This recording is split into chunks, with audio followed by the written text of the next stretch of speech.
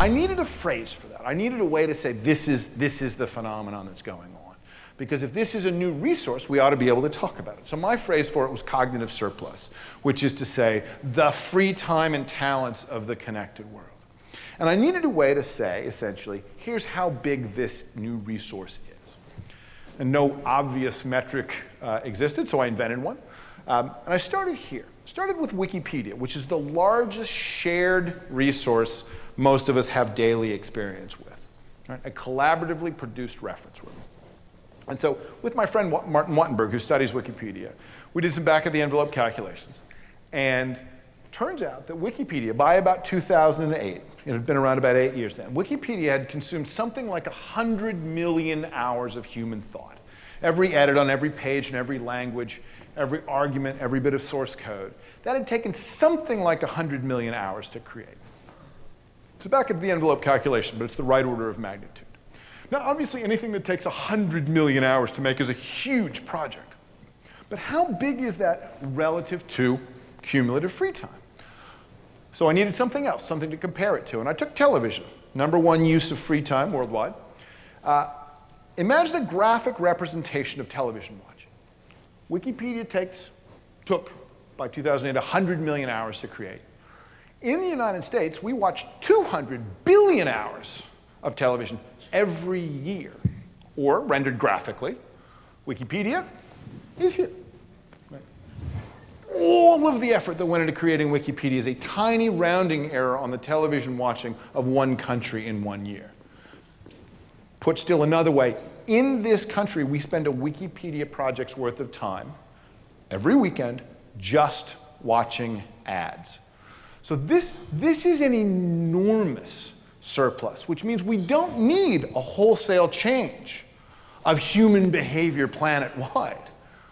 We need a relatively small fraction of people to give over a relatively small fraction of their time to participating in new ways, and we can create astonishing new outcomes because the raw material underneath the surplus is huge.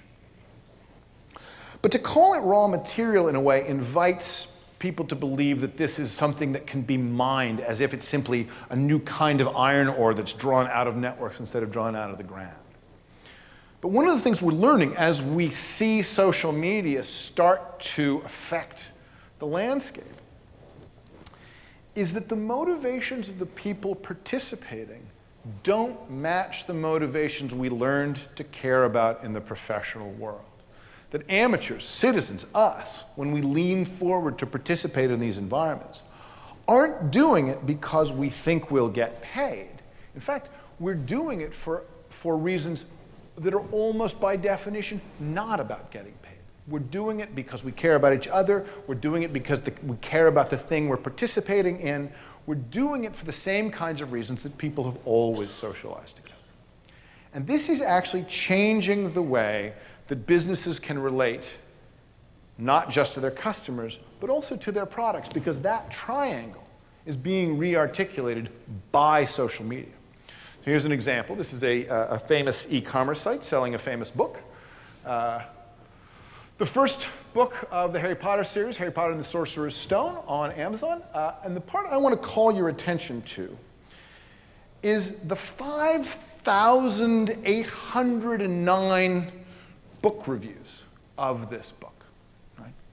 Now, what possible service is there in having 5,809 book reviews? You might have thought that some kind of consensus view would have arisen after the first 2,000 or 3,000 reviews. But no, 5,809. So here's one where it all began. This is a book review of someone who read the book 11 years ago when they were a teenager and is now reading it to her child. So she's here saying, I'm actually coming back to Amazon to tell this story. I'm coming back to Amazon to revisit this book and to tell this story in public. And I want to call your attention to the date.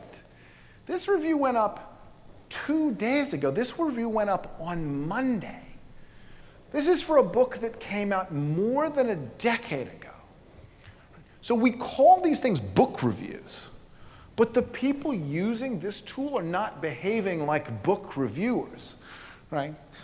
No one thinks, oh, this is a great book, I gotta tell people about it so they hear about Harry Potter. And yet, here they come, really every other day. If you go and look at this page, every other day, someone else has reviewed Harry Potter and the Sorcerer's Stone. And the reviews are generally positive. People really seem to like this book, right?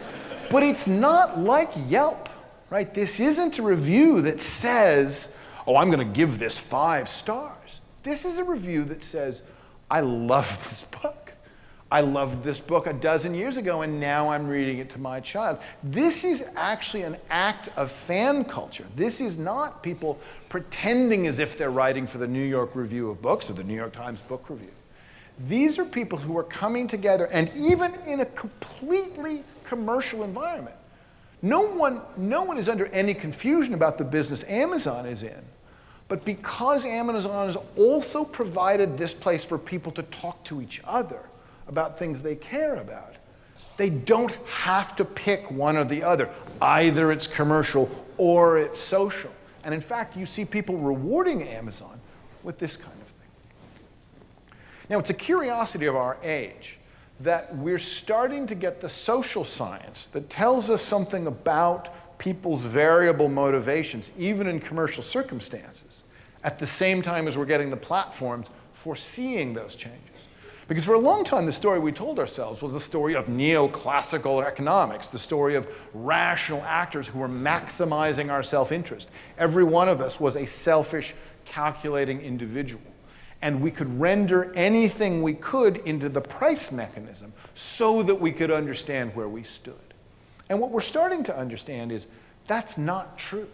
Even people who are engaged in commercial transactions have some emotional and social commitments here that can't be chased away without some risk or loss.